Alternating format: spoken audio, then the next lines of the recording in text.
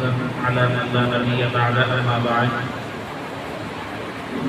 عزيز طلبة معزز محترم মুকাররম উলামায়ে কেরাম এবং পরিচালনা পরিষদ মণ্ডলীর সম্মানিত সভাপতি, দায়িত্বশীল অন্যান্য আহবাব,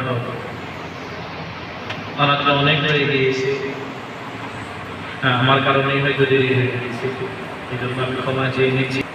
যুগ উপযোগী নসিহতগুলো আমাদের মুআজ্জাজ উলামায়ে কেরাম করেছেন। আমি শুধু একটি কথা বলবো যে কোরআনুল কারীম পড়া করতে পারাটা এটা আল্লাহ তাআলার কাছে একটা গ্রহণীয়তার বিষয়। আল্লাহ তাআলা যদি কাউকে পছন্দ না করেন তাহলে আল্লাহর এই কালাম কাউকে পড়তে দেন না।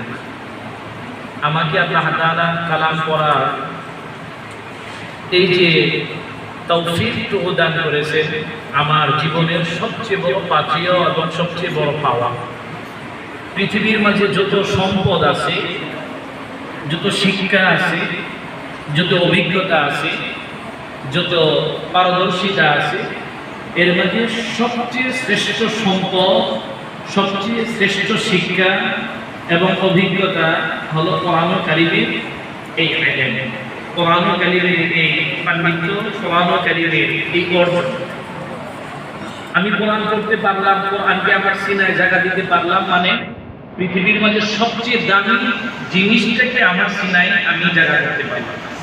এই জন্য পৃথিবীর এই নাকাশটা এবং তুচ্ছ জিনিস আমি যতই অর্জন করি না কেন, আমি যে শিক্ষা নিচ্ছি, আমি যে সবক নিচ্ছি, আমি যে পড়া করতেছি, এটা হলো আমার কাছে সবচেয়ে দামি। তাহলে আমার ছাত্র ভাই যারা আছে, তোমাদেরকে বলবো, আমরা যে শিক্ষাটা নিচ্ছি পৃথিবীর মাঝে সবচেয়ে দামি কিনা বলো?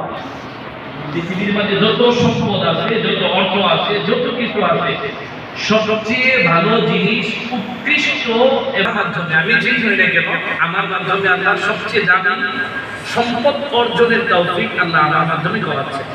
এই জন্য নিজেকে এবার কৃতজ্ঞশীল করে তোলা, মাওলায়ে কারীমের কাছে, আল্লাহ তাআলার কাছে বেশি বেশি ফরিয়াদ করা যে আল্লাহ যেহেতু পৃথিবীর সবচেয়ে বড় সম্পদ অর্জনের তৌফিক আমাকে দিয়েছেন, মৃত্যু পর্যন্ত আমাকে এই জিনিসের সাথে লেগে থাকার তৌফিক যেন আল্লাহ আপনি দেন। এই জন্য দোয়া করতে পারবো না ইনশাআল্লাহ?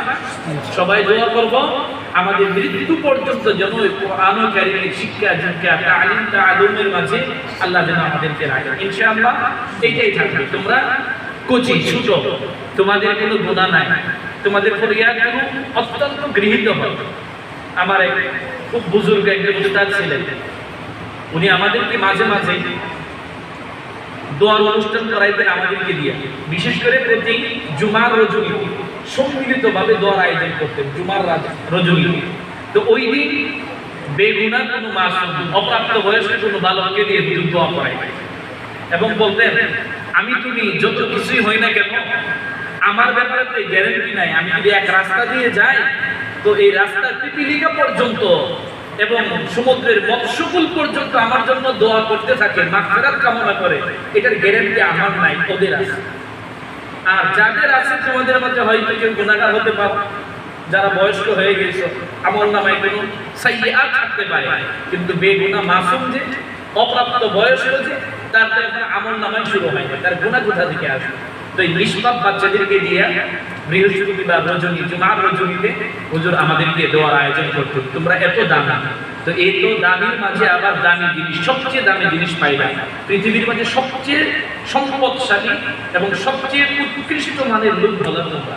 আকাশের মাঝে, আকাশওয়ালাদের কাছে, জমিনের এই জিনিসগুলোর মাঝে এই তলবে ইলমগুলো আর এই শিক্ষালয়গুলো জলমল করতে থাকে। হাদিসের মাঝে আসছে, জমিনওয়ালারা আকাশের নক্ষত্রগুলোকে যেভাবে জলমল করতে দেখে, তো আকাশওয়ালারা আরশের আজিমের ফেরেশতারা সহ জমিনের এই বাচ্চাদেরকে, এই শিক্ষালয়গুলোকে, কোরআনুল কারীমের এই তলবে ইলমদেরকে এভাবে জলমল করতে দেখে। এত দামি। এই জন্য ভাই, আল্লাহ যেন আমাদেরকে মৃত্যু পর্যন্ত এটার সাথে লেগে থাকার তৌফিক দান করেন, এই আশা ব্যক্ত করি আমি আমার বহু সাধু সংক্ষিপ্ত আলোচনা শেষ করলাম। ওয়া মা আলাইনা ইল্লাল বালাগ।